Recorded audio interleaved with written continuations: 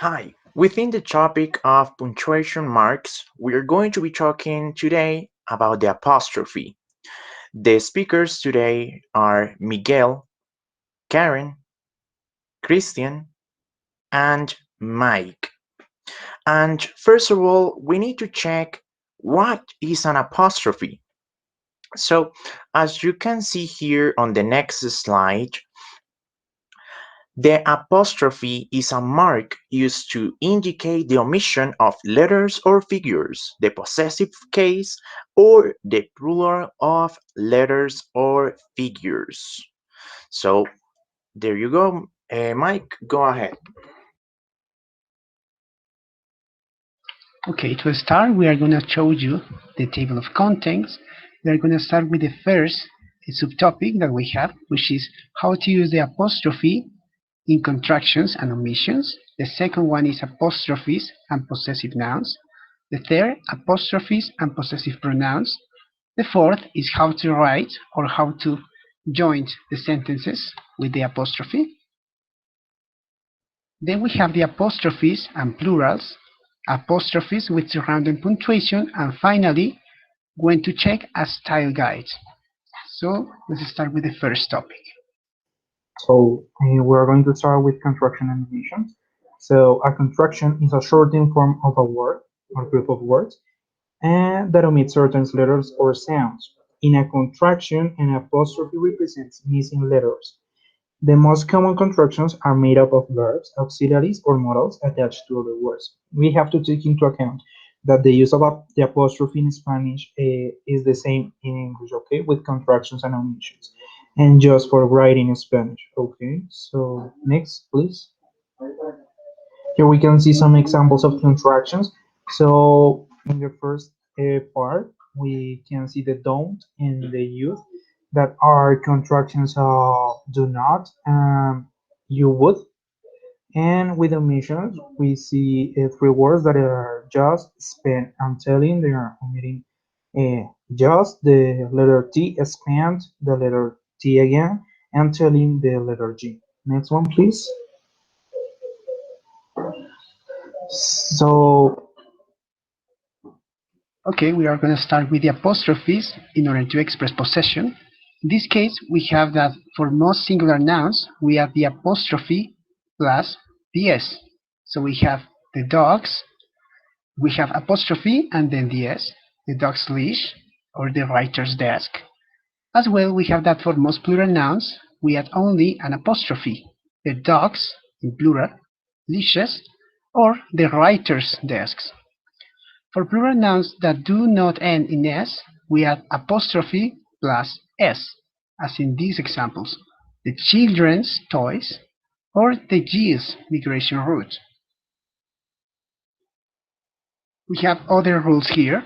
And in order to start, we are going to start with the singular and proper nouns that we add at the end the s, and that is recommended adding only an apostrophe. We have the Charles Dickens novels and Kansas main airport. As well, we add only the apostrophe to plural proper nouns that end in s. We have the Harris's house and the Smith's vacation. Some examples can be seen here. These examples are taken from books. We have with the singular nouns from Harry Potter and the Sorcerer's Stone, the name runs. That we can see we have the apostrophe and the s. With the plural nouns, we can see that we have the rivers with the apostrophe at the end and before we have the s. And with plural nouns without s at the end, we have children's apostrophe and then we write the s. Other examples, but in this case with a singular proper noun, we have Simus, eyes, we write the S, apostrophe, and we add another S. And with plural proper nouns, we have the hobbits, we add only the apostrophe at the end. So now we're going to talk about apostrophes and possessive pronouns. So we have that personal pronouns, unlike regular nouns, don't use apostrophes to form possessives. And the Possessive pronouns are yours, your, yours, hers, its, ours, their, and theirs. And other victim of the apostrophe abuse is the pronoun whose. So next one, please. So here we have some examples.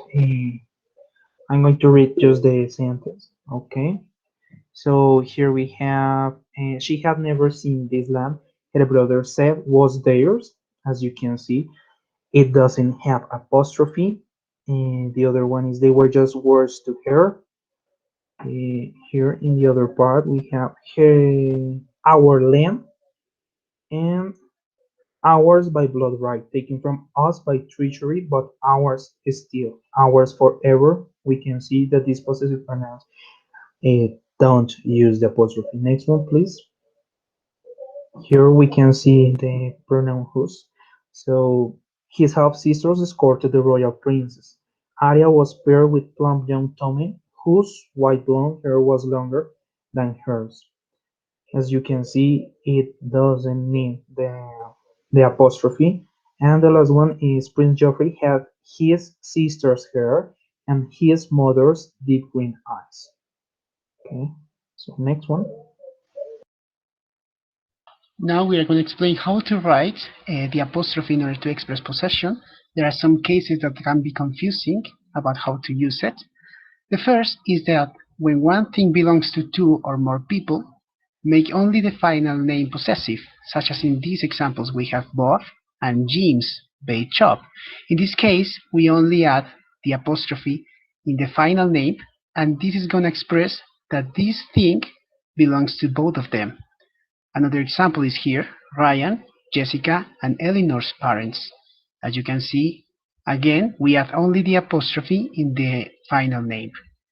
The second case is when you are talking about separate things that belong to different people, make all the names possessive, such as in this example, Ryan's, Jessica's, and Eleanor's parents. In this case, we are talking about the parent of each one of them.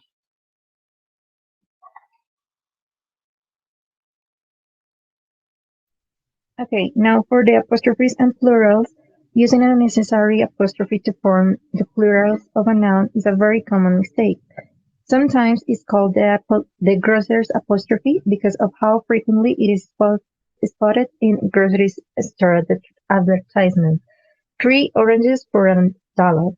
Or here in the examples of tomatoes, potatoes, apostrophes.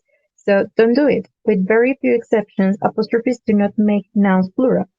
The one notable exception to this rule is the plural form of the lowercase letters, which are formed with an apostrophe to prevent misreading, such as in these examples of "don't forget to dot all your E's," which is incorrect, and "don't forget to dot all your E's," which is the correct form. And now for the next slide, please, Mike. Um, we can see these other examples of other type of stores or her places. So in this one, Adidas reserves, it's obviously wrong. Put the apostrophe in the if it is in the right after the s, and in this one of kilometers, and in the other is like a meme. So that's it for this part. And now, sometimes you may wonder, what do I do with this apostrophe when you're writing? So, apostrophes with surrounding punctuation. And an apostrophe is part of the word it belongs to, so it should not be separated from the word by periods, commas, question marks, or any other punctuation mark. Therefore, when you're writing, please leave that apostrophe with its own word. And as we can see here on the example from the book The Regulators from the author Richard Bachman, the pseudonym of Stephen King at the time, at the end, when there is a dialogue, it says, "You saved the but mom." There is no time. As you can see, the apostrophe has not been separated from the word mom by the period. This is a golden rule that shall never be broken, as the bond between the apostrophe and its word. Okay, now for the when to check at the style guide. Sooner or later, you'll come across a phrase that sounds fine out loud, but looks weird on paper because of the apostrophes, such as in this example of the do's and don'ts, which in the first one is like the correct one, but the second and the third seems weird. So for cases like this, it's best to check a comprehensive style guide, such as the Chicago Manual or the AP Style Book, in which it says that it does and don'ts according to the AP. And a good dictionary may also be able to offer you some guidance. If you can find a precedent, it's probably best to use a different word or phrase, because overly creative apostrophe use will inevitably distract your readers. Here you can find the last editions in the next slide of these books, these manuals. And that's it for this presentation. Thank you so much.